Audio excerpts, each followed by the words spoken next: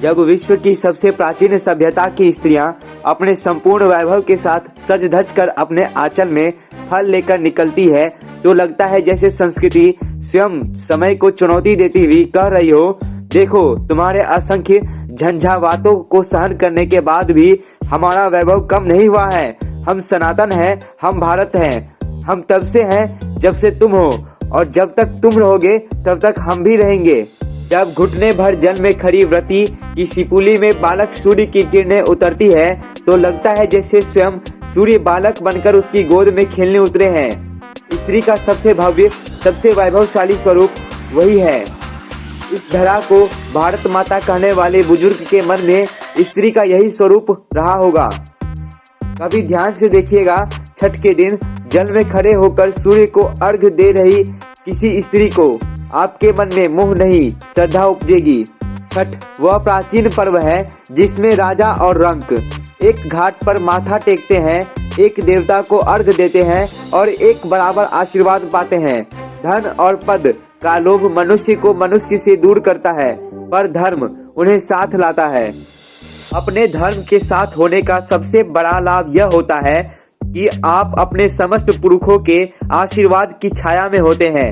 छठ के दिन नाक से माथे तक सिंदूर लगाकर घाट पर बैठी स्त्री अपने हजारों पीढ़ी की अजिया सास ननिया सास की छाया में होती है, बल्कि वह उन्हीं का स्वरूप होती है। उसके दौरे में केवल फल नहीं होते, समूची प्रकृति होती है। वह एक सामान्य स्त्री सी नहीं, अन्नपूर्णा सी दिखाई देती है। ध्यान से देखिए, आपको उनमें कौशल्या दिखेगी, उनमें मैत्रेय दिखेगी, उनमें सीता दिखेगी, उनमें अनुसुईया दिखेगी, सावित्री दिखेगी, उनमें पद्मावती दिखेगी, उनमें लक्ष्मीबाई दिखेगी, उनमें भारत माता दिखेगी। इसमें कोई संदेह नहीं कि उनके आंचल में बंद कर ही यह सभ्यता अगले हजारों वर्षों का सफर तय कर लेगी। छठ डूबते सूर्य की आराधना का पर्व है।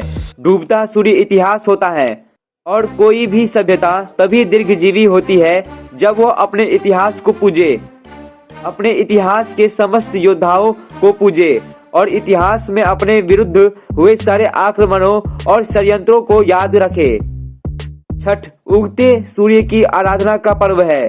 उगता सूर्य भविष्य होता है और किसी भी सभ्यता के यशस्वी होने के लिए आवश्यक है कि वह अपने भविष्य को पूजा जैसी श्रद्धा और निष्ठा से संवारे।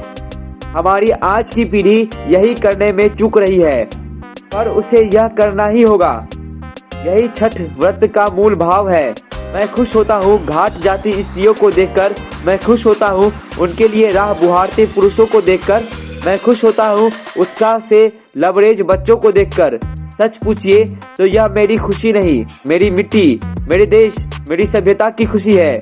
मेरे देश की माताओं, प्रातः अर्घ्य पर जब आदित्य आपकी शिपुली में उतरे तो उनसे कहिएगा कि इस देश, इस संस्कृति पर अपनी कृपा बनाए रखे, ताकि हजारों वर्ष बाद भी हमारी पुत्र वधुएं यूं ही सज धज कर गंगा के जल में खड़ी हो और कहे, उगए ही सूरज देव भइले अर्घ के बेर।